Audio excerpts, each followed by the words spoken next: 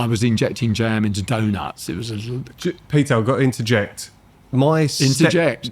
There you go. My stepdad did that job, and he's the only person I've ever spoken to or met in my life that injected jam into donuts. And now I've met someone else. It's two of you. Oh. I've never had that. Oh, right. I've never had that anywhere. Really?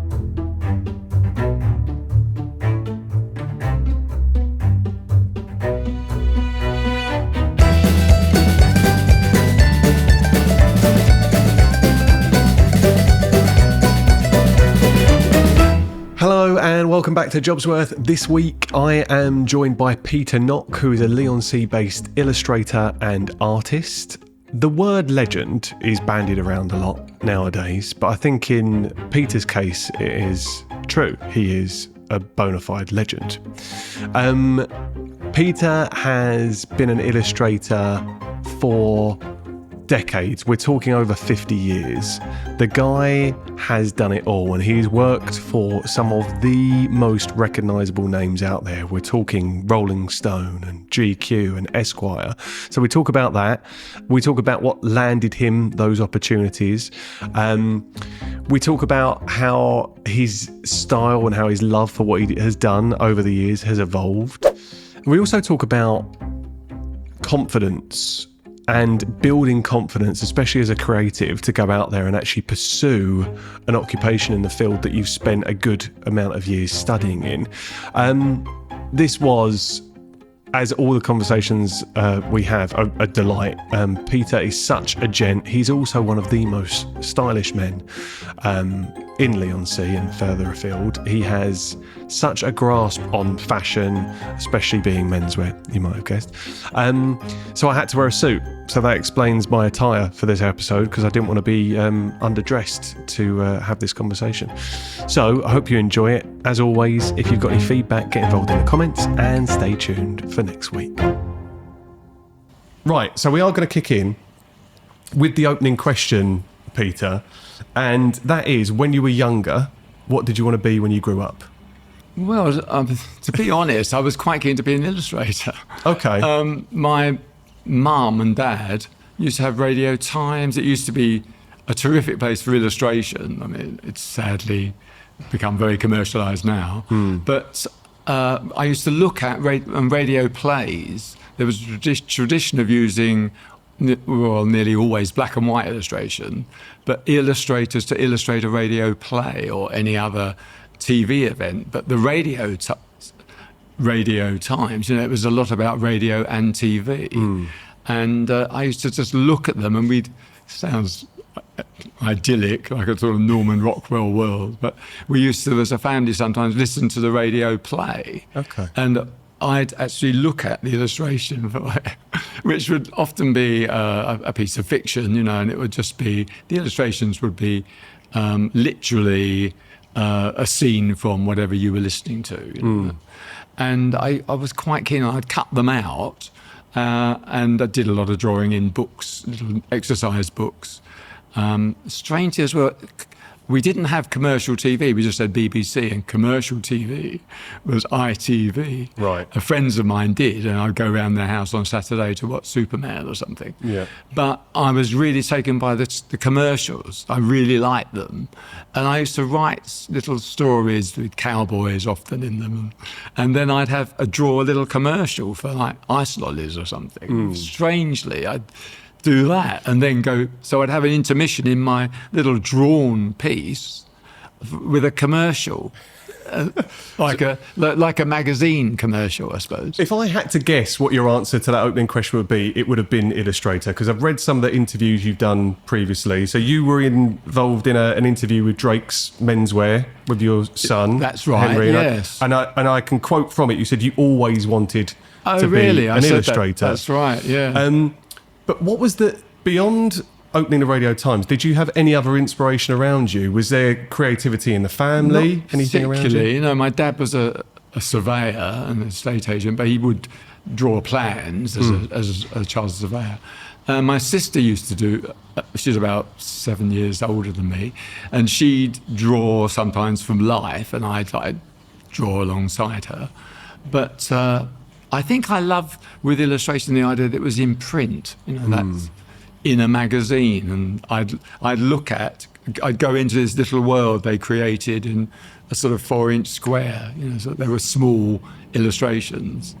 And from that, and then went to locally, I went to secondary school, Southend, and there we had an art teacher who'd actually done an illustration course in Wales. Right. So he was obviously very keen on the idea of illustration, and he encouraged us, me particularly, to pursue more illustrative type projects. Was the line between art and illustration quite blurred back then? Yes.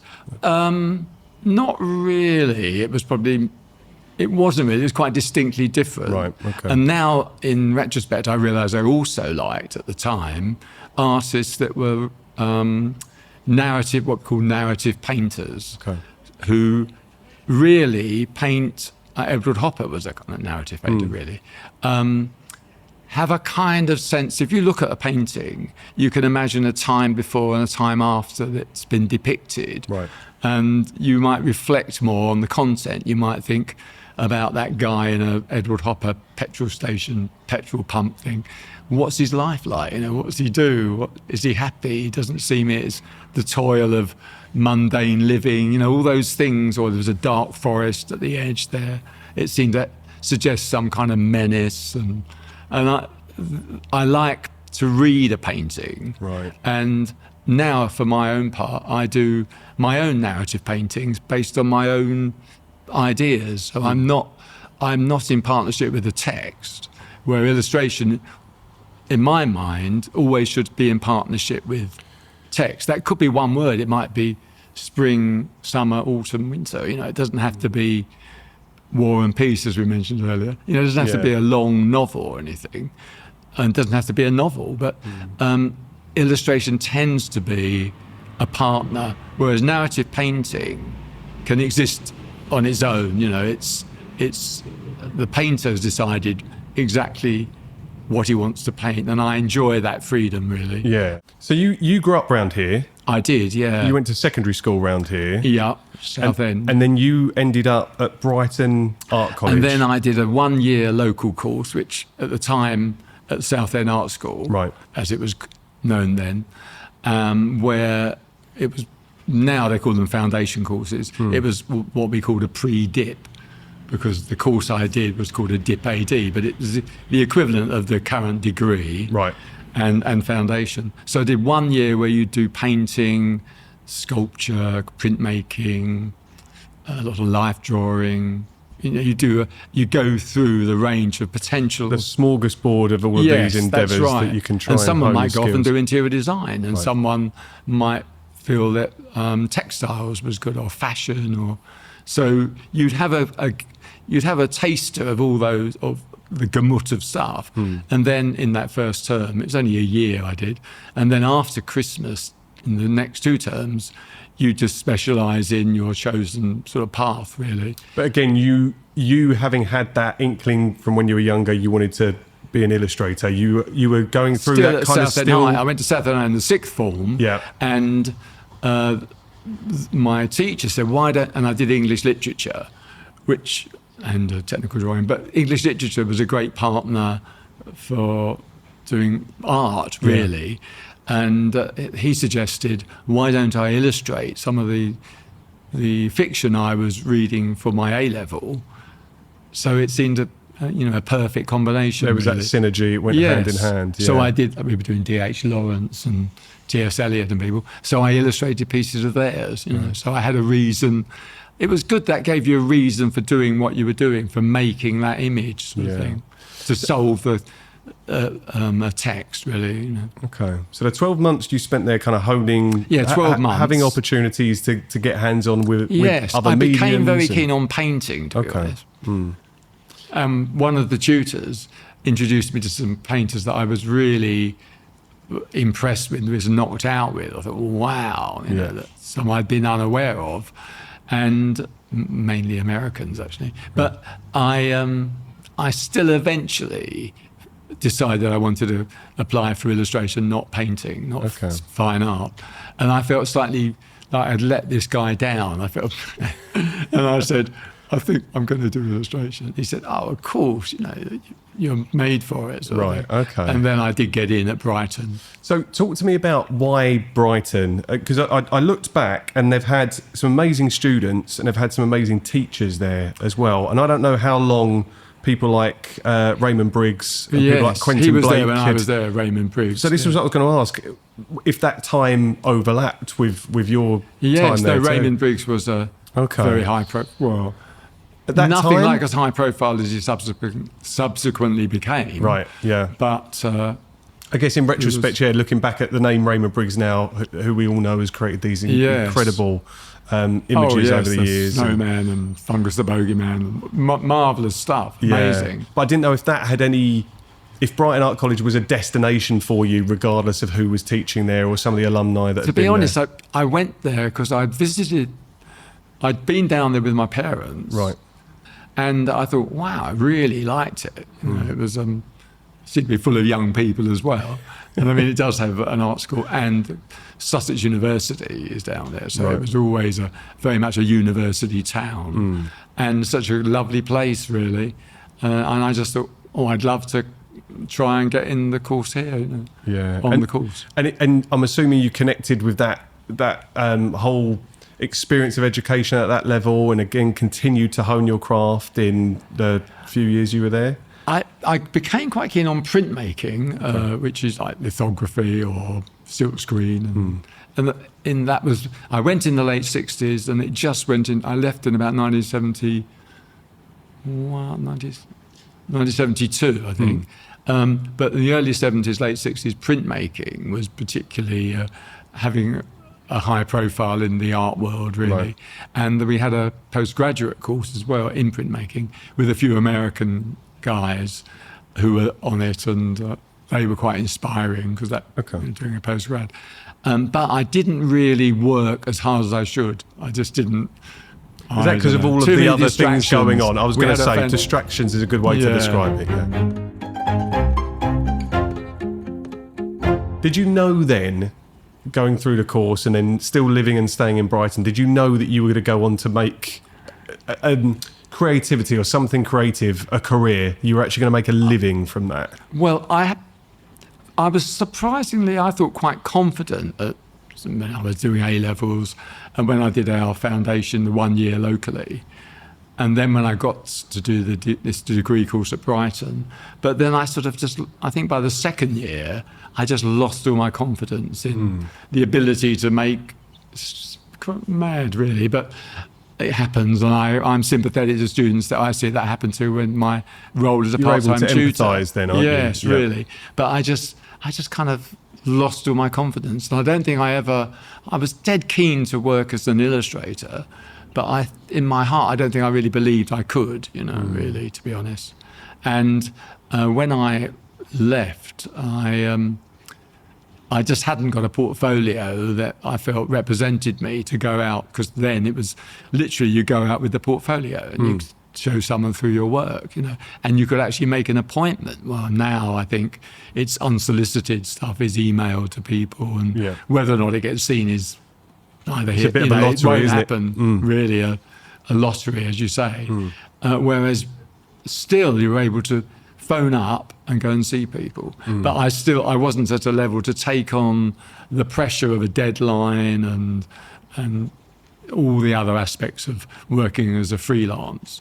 So when I left Brighton, I took a job as a bus conductor with Brighton Hove and District Omnibus Company. I quite enjoyed it, actually. It's really quite So this good. is your only, I think you described this as being your only sort of fully employed job. It was, in a way, yeah. I think maybe all freelance workers feel they haven't ever quite got a proper job. But that was, yes. That was a proper job. A proper job. I'd have days off, I wasn't just paid when I worked. Well, I sort of was, but it was a full-time job as a bus conductor. I did that job, and then I had a job local to me. There was a cake factory, and they were. I was injecting jam into donuts. It was a little. Peter, I've got to interject. Interject. There you go. My stepdad did that job, and he's the only person I've ever spoken to or met in my life that injected jam into donuts. And now I've Really? met someone else. It's two of you. Oh, I've never had that. Oh, right. I've never had that anywhere Really? else. I wanted to ask, this might be taking you back just one step. What was the perception of a creative career, or is it a career in the arts, or as an illustrator at that time? I would imagine it could have been viewed by some as, oh, you know, again, try and get a proper job. Go down the route where you're going to get your consistent salary, your consistent money, get on the career ladder. What was the perception back in the 70s of that kind of route that you wanted to take? it was a bit. I think certainly because I did my course, and my parents my dad became a surveyor through night classes after the war, you know, right. sort of thing. In my family, I think I was the first really and my brother was a chartered surveyor, but he went straight from school and did his sort of the equivalent of a degree alongside a full-time job as a surveyor. You know, right, sort of. yeah. So you were breaking new ground really, by I going went away to college, yeah, you know, and I always felt a bit bad that I didn't work harder for my parents' sake to sort of, you know, really. And then I think it took me 3 to 4 years, probably 3.5 to 4 years before I actually went out to see a potential client for work as a freelance illustrator. So they must have kind of given up on that in that time, I think. But they weren't putting pressure on you, they were still supporting you? No, because I was earning enough. I did early morning cleaning and cleaning for other people, offices and stuff. So I was paying my way. I was paying a rent and... Got you. So it would have been slightly different if you were living this kind of bohemian lifestyle and going out and not making that money because you were paying your own way and you had... Yeah, I did have some... Not the work I really wanted to do ultimately, but I did get a filmmaking company wanted me to do sort of maps and stuff for I suppose they're making documentaries. They were aimed at schools, really, educational films. And every now and again you'd have a map, but with a rostrum camera, they'd go down on and move around. And I was painting with gouache paint, which is a very flat colour. Right. Like maps with mountain range and, you know, those sort of images we see. Yeah. So I suppose that was... It was through someone I knew at college, a tutor, and so her father had this film company, and it was through that connection, which was, you know, nice to be able to do that. But it wasn't really. It was more diagrammatic stuff. It wasn't really what I was aiming at, you know, really.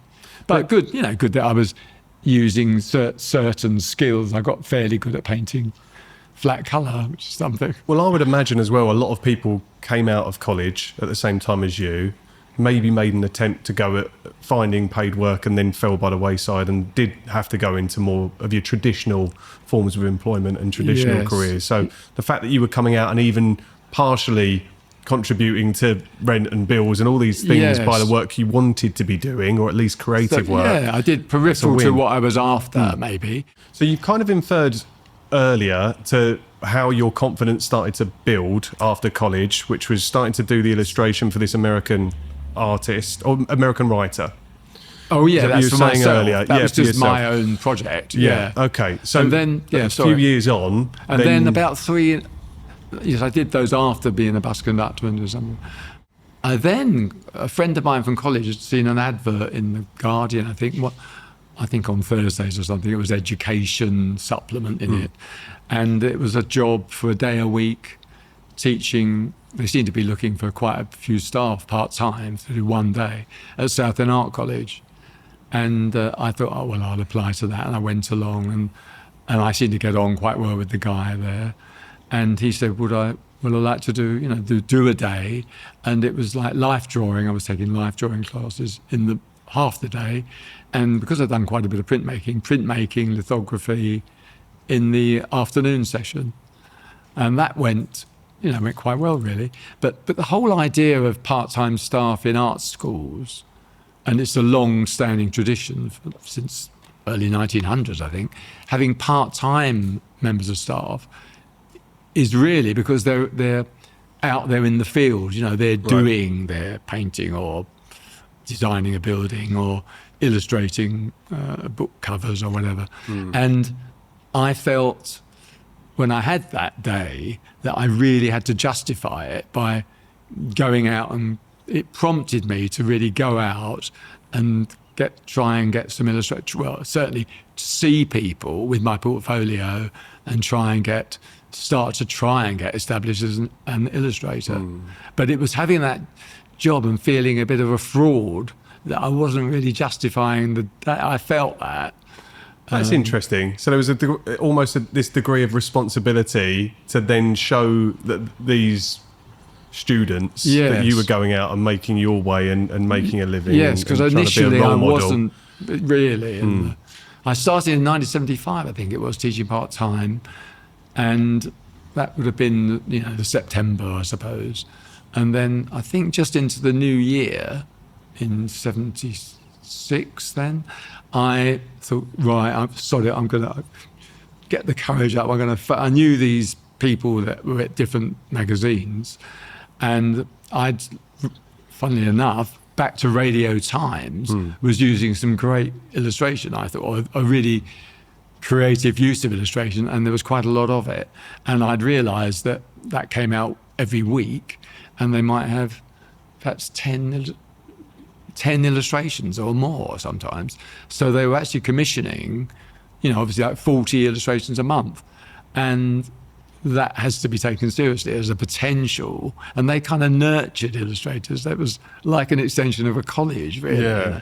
And I thought, well, I'll have a go. I'll phone up and make an appointment, which you could do. I phoned up Radio Times, really nervous, and went with my portfolio to them in the morning. And then in the afternoon, I went to see the magazine Harper's and Queen. It's now become, it was Harper's and now it might be called Bazaar. Okay. It's a woman's glossy magazine. I'm familiar with the name. The name rings a bell. Yeah, a lower profile slightly. And they used to have a great short story in every issue, and about a half page or slightly more, an illustration. And the writers I quite like Patricia Highsmith, you might know, the Ripley books. Yes, the name rings a bell. For quite sure. a lot of American writers I admired. And I thought Arthur Miller, who married Marilyn Monroe at one point. And I thought, I'd love to have the chance to illustrate some great writing, although I realised you can do your best work, not necessarily to great writing, but I was attracted to that potential, and I saw them in the afternoon, and both went really well. About 3 days later, I got a call from one of them, Robert, and said, I want you to illustrate this radio play. Wow. And it was a little thriller, a Kingsley Amis play called The Riverside Villas Murder or something. Wow. Strange enough, sort of thing I did a lot of. But and then I got also, Harper's and Queen asked me to do a short story. Incredible. So I was that's very lucky. But it was 100% hit rate at that stage, wasn't it? 2 meetings and you called back. And I don't think, had I gone to see them a year earlier, 2 years earlier, straight from college, I'm certain I wouldn't have got any. Well, my folder wasn't at the level to have shown them. Well, you wouldn't have done that.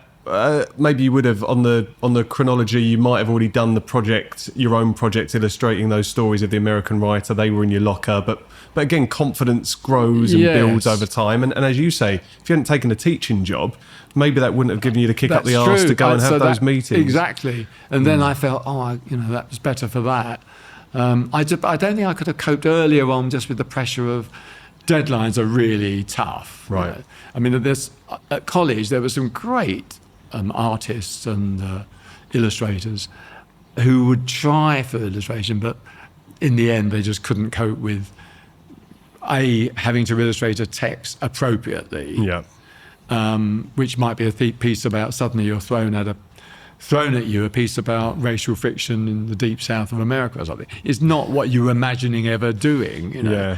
And we need it Tuesday, you know, and loads of people fall by the wayside, sadly. And I think I wasn't strong enough to deal with it until just a few more years in. Yeah, well, there's all timing. It was still terrible, but Well, I almost promised myself on this podcast that I wasn't going to bring my brother into the conversation, who's also a professional artist. Oh, really? So I see weekly what deadlines do to him, and he's a very, I would like to describe him as a very easygoing person, water off a duck's back, but seeing a looming deadline and what it does to him. You know, however many times he's doing it, he's creating a couple of books at the moment, and there's deadlines for that. Oh, and excellent. I've seen it firsthand, that pressure. So I can imagine that kind of, yes. When I say separates the wheat from the chaff, I mean that it just filters out the people that are going to stick, and the others that maybe that life isn't for them. Yes. But that kick-started an incredibly successful career as a freelancer for you. Those meetings, taking on the Radio Times gig. Loads of luck, I think, but I had to do it. I think you're being very humble as well. But yeah, it's luck, it's talent, it's someone seeing what you've done, and luck has to play a part in it, doesn't it? Yes, and lucky seeing people at the right time, the right people. Yeah.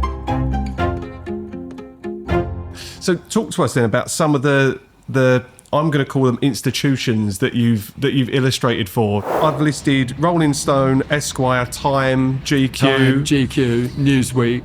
It's just incredible when Los Angeles Times. I work for LA people. Yeah, it's incredible when you look at that list. Now it seems, I think, at the time I just lost it all. Kind of snowballed into the next, or flowed into the next. Really, snowballed is such a it completely makes sense what you're saying. And, Did you give yourself a moment at that time, or did you ever let yourself feel at that time, I've made it? Did that term or that expression ever come into your head? I've made it.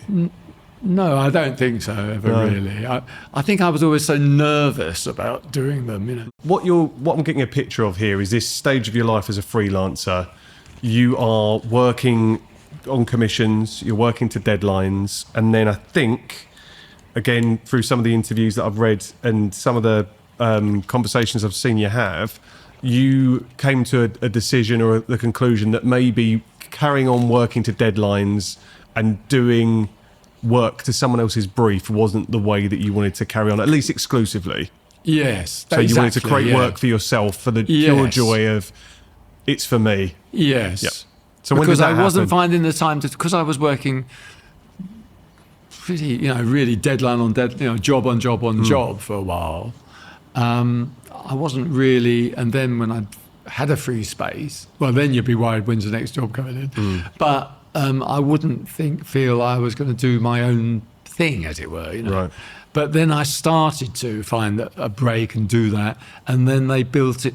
I started to do more and more of my own paintings. I've always had this thing about watercolor, and it's a bugger to use, quite honestly. It's a horrible medium, but it can look like it's great for its translucency. I think it's really good, like for flesh, or that it's not opaque, that you sort of see the white of the paper through it almost. It's I like the media. I like it, what it can do, but I find it really hard to do. I'm possibly slightly better now, but I can, if something's gone wrong, I can adjust it. Yeah.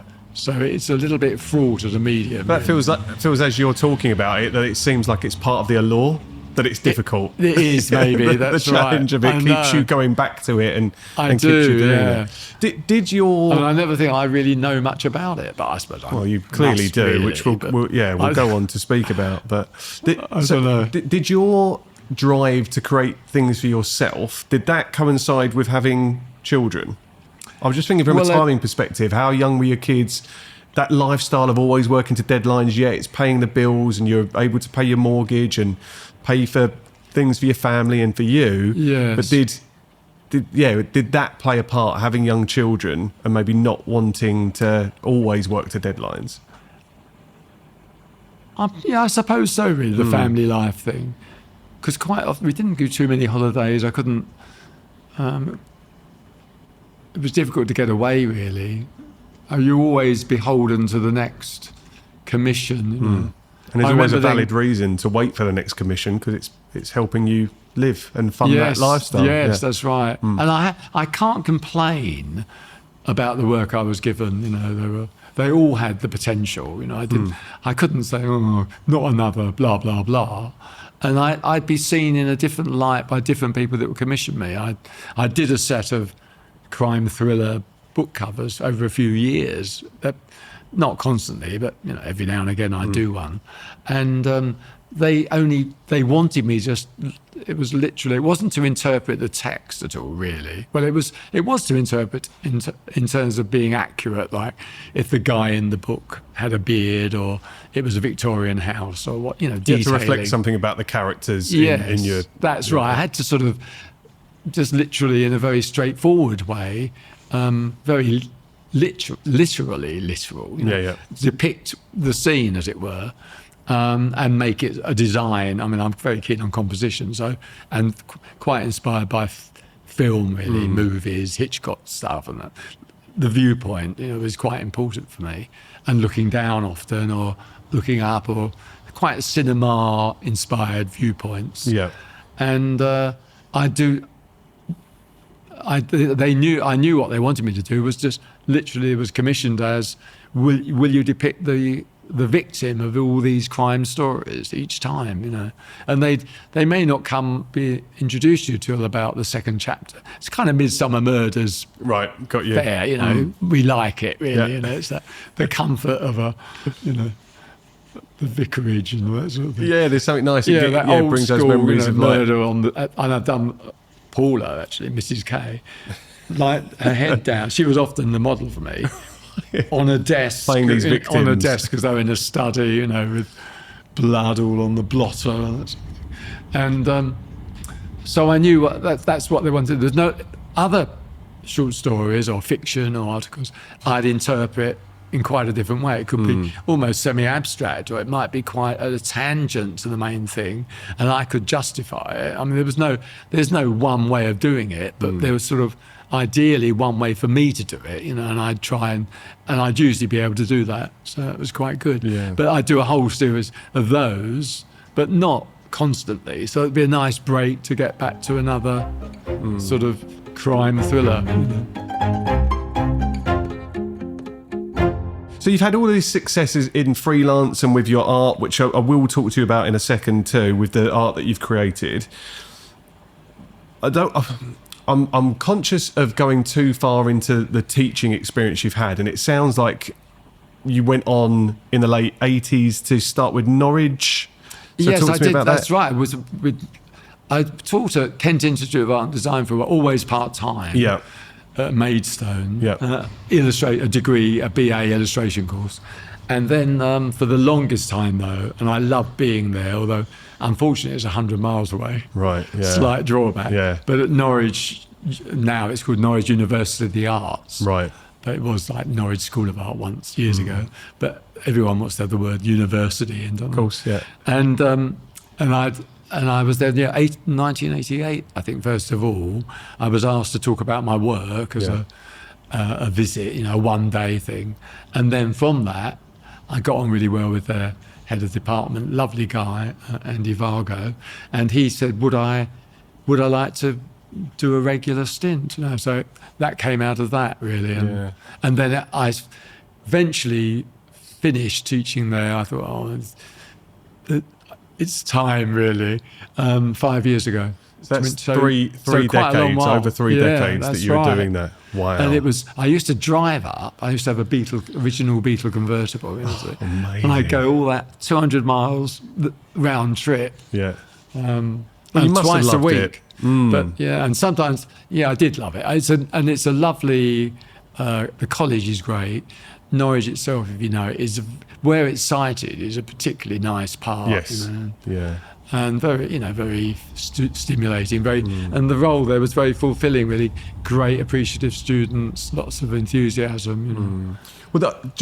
We were having a conversation before we started recording about my memory of you, because That's right, I 'cause remember you, Peter, whether you remember me or not. Yes. You could be polite and say yes, but there's a good chance you wouldn't have done.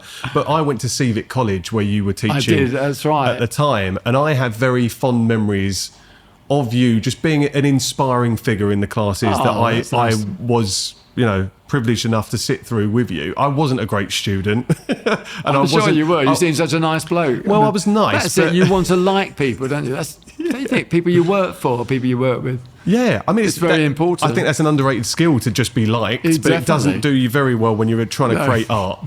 So I could be likable, but what I was creating wasn't fantastic. I'm pretty sure I do remember you, actually. There was so You might be many over the confusing me years. with my brother at that time, because he's only 18 months younger than me. But Oh, really? I had that conversation with you, and there has to be something that, you give so much of yourself when you go into education and you're supporting students and you want to see them do well. I did want to ask, over all the years that you have been teaching students, what is the most impactful piece of advice that you've shared with them over the years? Maybe something that comes up more frequently than anything else, or just a nugget of advice that you've given where you think you might take a step back and go, yeah, I saw that land and that was really powerful.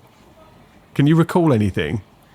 I know there's one guy who really a fantastic illustrator called Paul Blow, Blow, which I was a part-time lecturer when he was at Maidstone, in fact. Right. And I think I remember saying to him basically all about ideas, how important ideas are.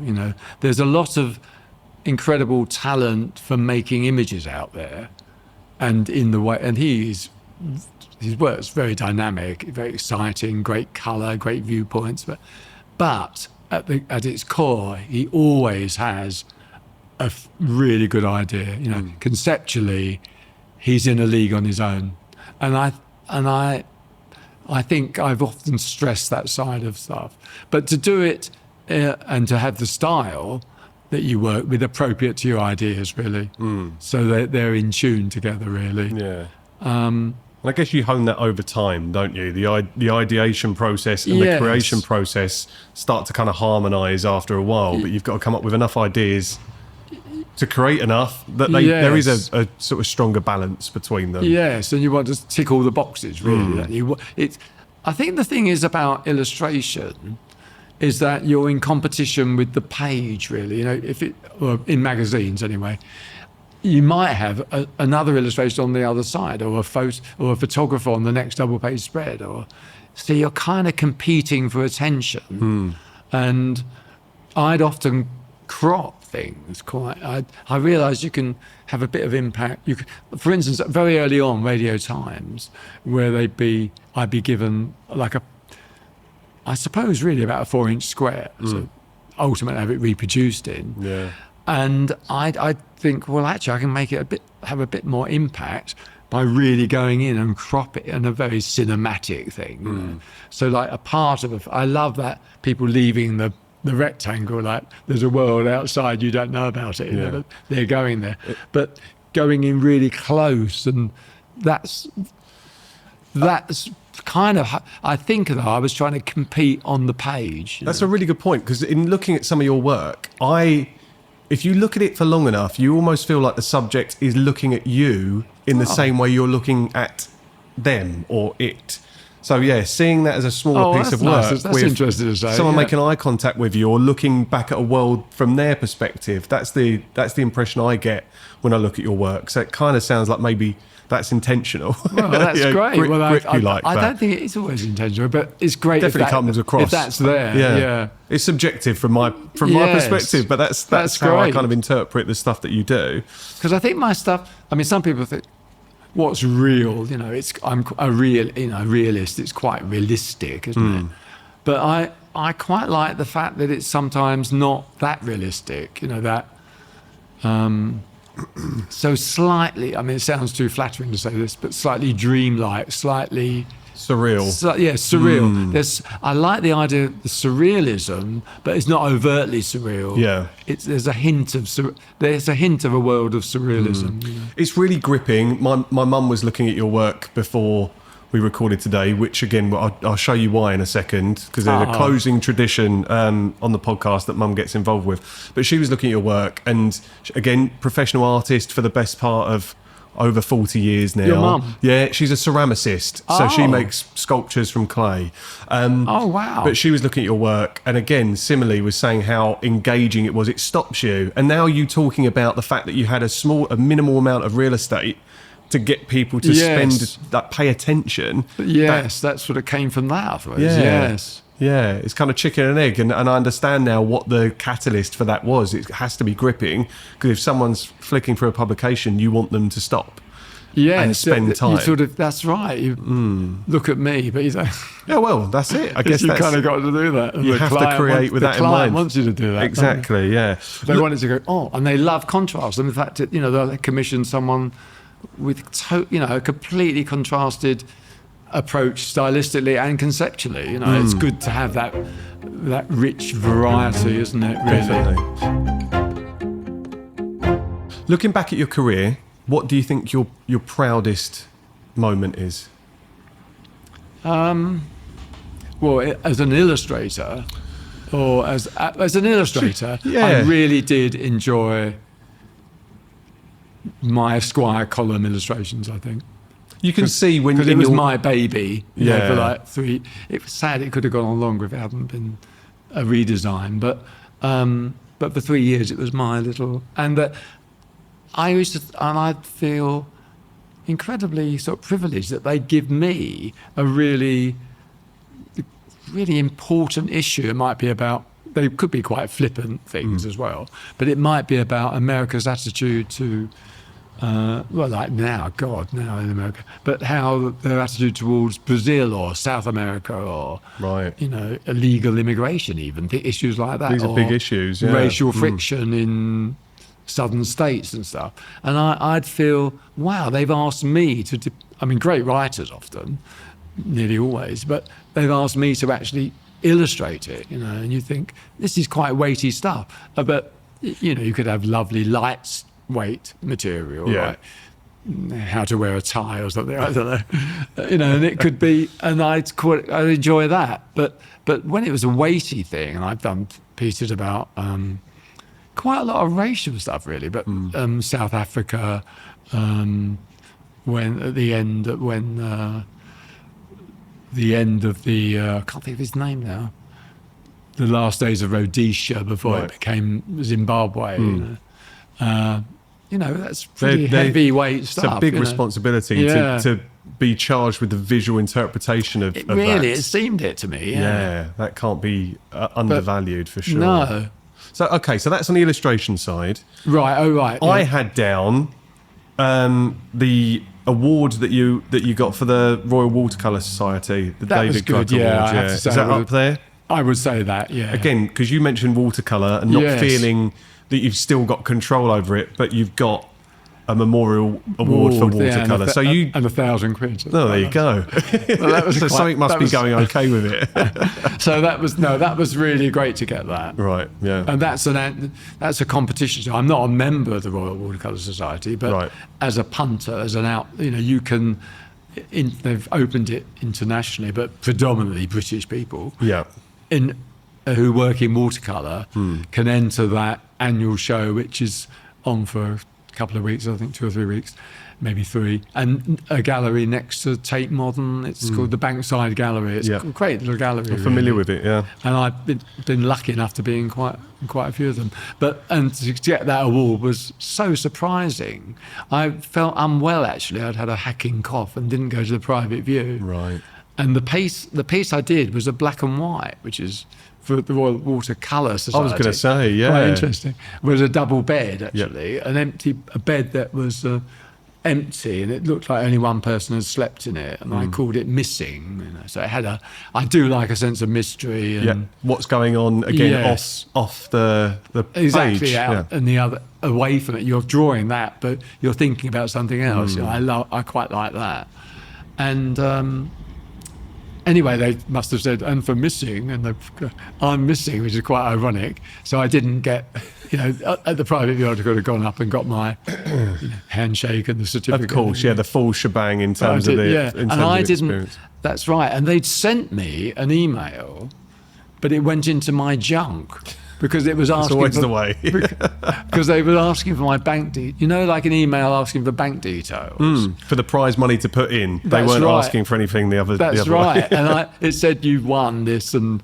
I didn't see it, So and then I did check on the junk, and there it was, and everything, But I would have made the effort to go, because I just really wasn't that well though. I'd have gone along, which would have been nice to have done. But well, it's an incredible achievement. That was lovely to get that, I must say. Yeah, no, that is a really incredible achievement thank you. To have been acknowledged in that way.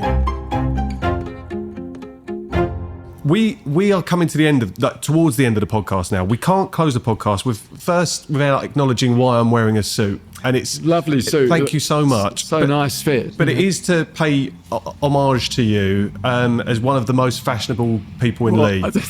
So I've had this discussion with Sam. I've got my own fashion. With Sam and Ed from Local Merchants, who describe you as the best dressed man in Leigh. No, I've noticed it. I'm going to have to buy one of those very expensive suede jackets. I think that's why they're saying it. No, but honestly, it's style is something that I think anyone that knows you knows that you're into your fashion, knows that you're into style. Oh. I do have a question that Ed from the Local Merchants has sent in, so I'm going to play that down the mic for you.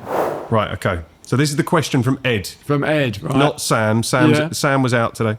You're a stylish dude, Peter. If there was one item of clothing you could save for the rest of time and have it framed for the Hall of Fame, what item would it be in your locker? So what item of clothing would you have framed and saved for the rest of time? Does that put you on the spot too much, or can you? Well, you're already working your way through your wardrobe. Working your way.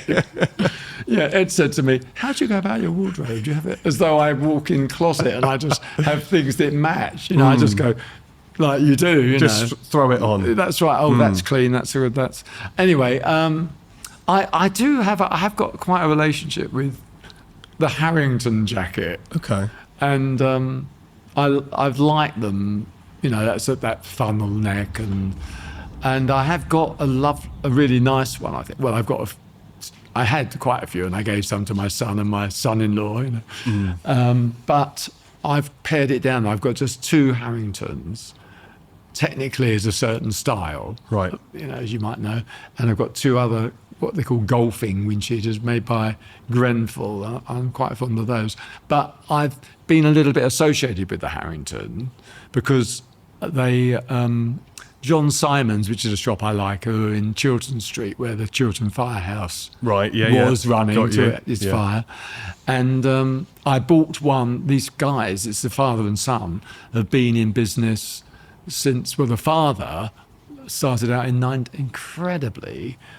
He's about 85 now. So I think it was about 1955 or something. He first had in East London an outlet in a tailor's in a little reception area to sell clothes. And he's always loved, and I've always liked, American Ivy League type clothes, really. And he then was, he was selling Harrington jackets, they're made by a British.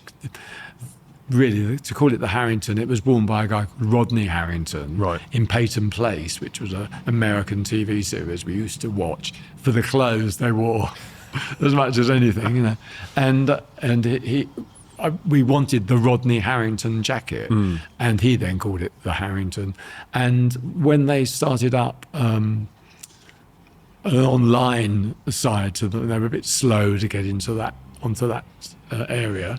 And they wanted a homepage image. They used a GQ illustration of mine with a guy, partially my son, but it wasn't totally him, but wearing a Harrington. And you only see, it's quite exaggerated the scale because I'm really close to it, as though I'm looking at it. Yeah. And it looks bigger than it really should have been.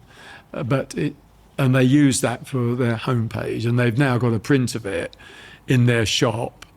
on Chiltern Street, and it's become a bit of a legendary shop, an iconic shop, a destination thing when people who go there from abroad. Bill Nye goes there, or Terence Stamp has been bought things there. So it's got quite a following. That's amazing. So I think the Harrington, I'd have to say, really, and one made by John Simons, but made by a company called Grenfell. It would have to be the item because of other associations, really. Yeah, of course. Yeah, I mean, there's a whole story around that. Yeah, the story. I love a story. Builds up to that answer, but that's brilliant. I mean, why use 10 words when you can use hundreds? Yeah, I mean, this is what long form content's all about, Peter. True, so it's fantastic. Andy from Colt also has a question. Right, yeah. So I'm going to... yes, okay, yeah. Andy has sent this one in. These are on my blog. Yeah. So, I mean, they know you incredibly well. Now, you and Andy were in a modelling campaign. That's right. I'm going to call it that for local merchants. And Andy looked terrific. I mean, both of you did. Well, he did. I mean, yeah, it was very striking. Well, Sam and Ed and Andy are the best dressed people. Yeah, if you go in there in sports gear, just prepare to be stood up quite badly. I mean, they are incredibly dapper all the time. Yeah. And Andy, I'm going to say this verbatim, so you might imagine, if you've ever spoken to Andy, there is a swear word in it. So I am going to say it. We can always beep that out. Mr. Knock, this is how it starts. You're a fucking cool guy. Sorry, Peter, I feel like I need to apologise. Probably the most stylish guy in the area. Who, if anyone, do you take inspiration from? Or do you just know what you like and what suits you? Oh, that's interesting. Because it's a great question. He has to drop an F-bomb in there. Yeah. It's Andy.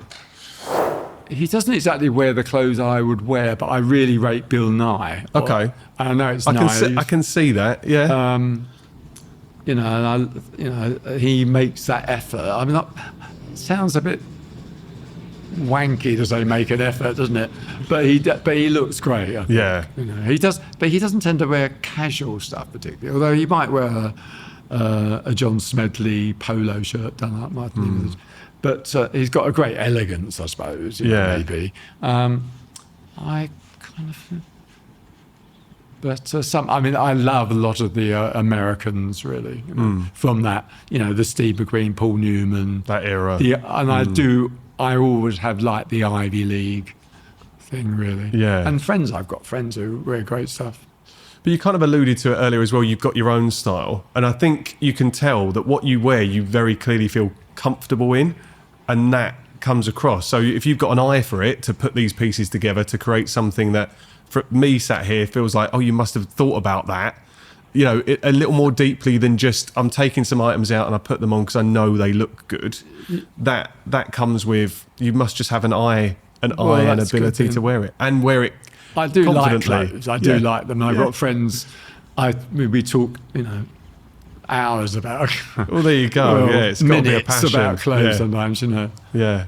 And that gives you a buzz. My wife wears great stuff and likes clothes. Well, I think it would have been criminal to have finished the podcast without at least addressing your style. So thank you for indulging me with it. Well, thanks. Very flattered. And again, it's not just me that thinks it. This is great. Whether anyone's telling you to your face or not.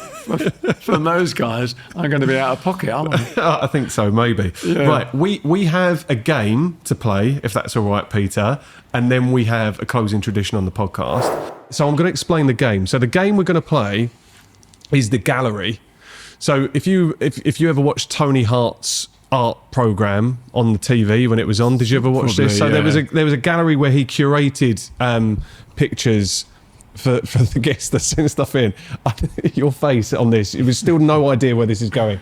So basically, I've asked some of our listeners to send in their creations, and you're going to give them a score out of 10, Peter. Right. I'm harking back now to the grade that you might have been involved in giving me at college, so I just want to put you on the spot. That's quite nice to see. Yeah, no, listen, there's no judgment as well. I'm just going to give them a name, so there's a degree of anonymity. I'll just give first name and you need to say this. So I will just caveat, before you judge too harshly, this is Tom's daughter Margot, and Margot's 3. So we're starting with this one. So there's only 8 images. There's not too much to go through.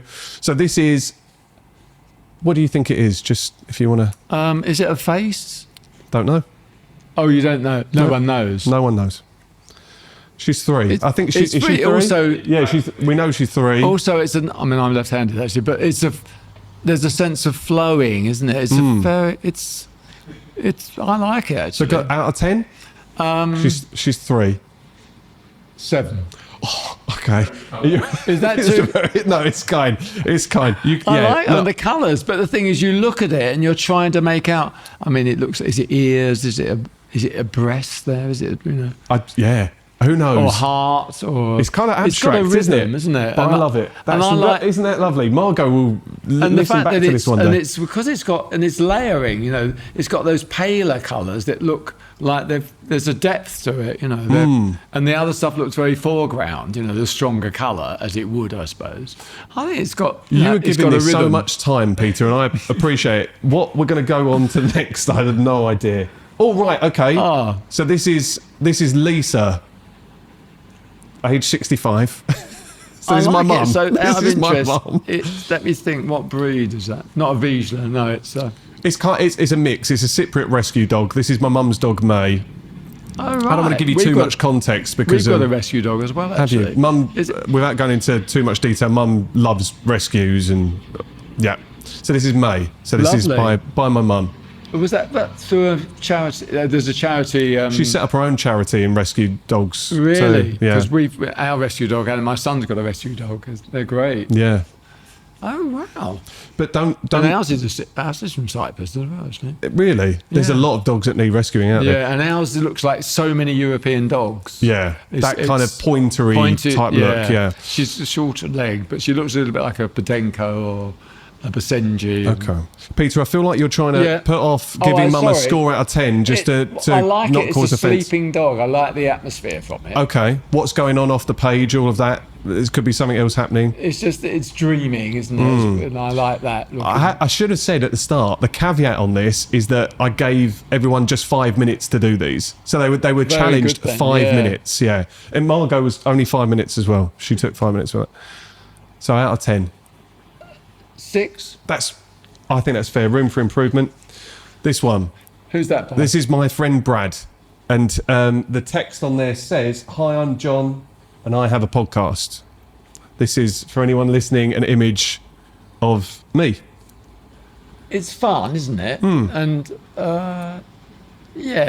4. Okay, there's Is room that for a bit improvement. cruel? No, I don't think so. No. Brad won't take offence from it. This is Holly. Nice, lovely, actually. No, that classic Victorian-looking fireplace. I really like that one. And the who's she then? Holly's Tom's partner. It's very We're nice. really keeping it and coloured close-knit. pencil. It's got something of a David Hockney about it as well. Really. What did I think? 8, 7, 8. Oh, she would love that. She would be really happy. And with I think that. composition, I love it. It's symmetrical. It's it's got it all Let's going. go back to it. Yeah, there you go. No, it's good. I think that's fair. Right, this one. This is Tom. Our Tom. So this is for anyone listening. This is a Pikachu. I don't know how familiar you are with Pokemon. I know. Yes, it's great. And Super Mario. Just 5 minutes. He's done 2. That's very good. 6. 6. I think you're being very fair. You're being very fair. It's good. It's a good likeness. That's very funny. And this one is Adrian. Very confident, very dynamic, isn't it? He's gone full with the line there. He's not given too much messing around. I kind of think 6 again, though. It's 6 quite again. different, but This is. I've just given a lot of realised 6s, haven't I? a lot of 6s. For anyone listening to this is the worst feature we've done because we're relying on them seeing a picture. But that's fine. Just have to watch it on YouTube if that's the route you go down. Anyway. Oh, I like that. Yeah, this is Johnny, who works in a hatch. Actually, we asked some of Ralph's staff. A lot of them said no. Johnny said yes. Very nice, and the different use of colours, isn't it? It's not the colour on the flesh. And For 5 minutes as well. Oh, I think it's very nice. He's raiding the pen pot. I'd say 8 actually. That one. That's an 8. I think Johnny would be really happy with that. I like it. It's really You would nice. like Johnny's work, actually. I'm going to share his Instagram profile with you because he does create some really good art. But for a Right. 5 minute, I think that's Great, fantastic. and type an image. I like the way he's done the spacing, and Yeah. it's good. It's got a lot going for it. Good, thank you. Okay, would Johnny be pleased with that? This is Sophie. 5 minutes. I will say, Is that a felt tip? I suppose probably. Yeah, well, I think so. Not sure, actually. Yes. This is my partner, Sophie. She did Right. this in 5 minutes and with 2 kids shouting at her Well, intensely. that's very good, isn't it? I'm terrible. I keep going for 6. It's a 6 bit is of fair. A, I think bit of a 6 is cop fair. out 6 in a way. 6.5? What about 7? Oh, I think she'll be Doesn't so matter happy how many. with that. 1, 2, 3, 4, 5, 6, 7, 8. 7 then. 7, yeah. You were gonna. If you can't go 8, yeah, it can would have you? been perfect. It would have That's too 7 nice. It's too nice. petals. Well, that was it, Peter. Thank you so much. great. I mean, it would have been nice if more people had sent them in. We could have kept going with that, but I Well, really that was- appreciate no, that it. Again, was great. thank you for indulging me with that. Right, the last bit of the podcast. We now have the closing tradition, which is a question from my mum. So my mum sends in a voice note, much in the way that Ed did, Right. and I That play. was good, the phone-ins, yeah. You like that one? Yeah, I think a With bit of Ed audience. and Sam and... Oh, Ed and Ed and Andy. Andy. Sam didn't get involved. We'll have to have a word with him about that one. my local guys. But there you go. So Mum has sent in a voice note. So I'm going to play this. Right. So the most important thing. Hi Peter, how could you encourage young people who are really interested in art and perhaps working in it as a career but really doubted their own abilities? Thank you. Really, what down to? Doubted their own abilities. Oh, right. Yes, that's difficult, isn't it? Is it a similar kind of story to what To you mine, went through? really, yeah. I suppose if you can, to go to art school is still although it's so expensive now, isn't it? And, It's quite prohibitive when you the think of loans education. are so prohibitive, aren't they? You know, but I suppose you could do a shorter course, couldn't you? You could opt not to do the full course thing. But I think really you can gain so much by going to art school with fellow students and ideally the feedback. What's rotten is the way they're going to.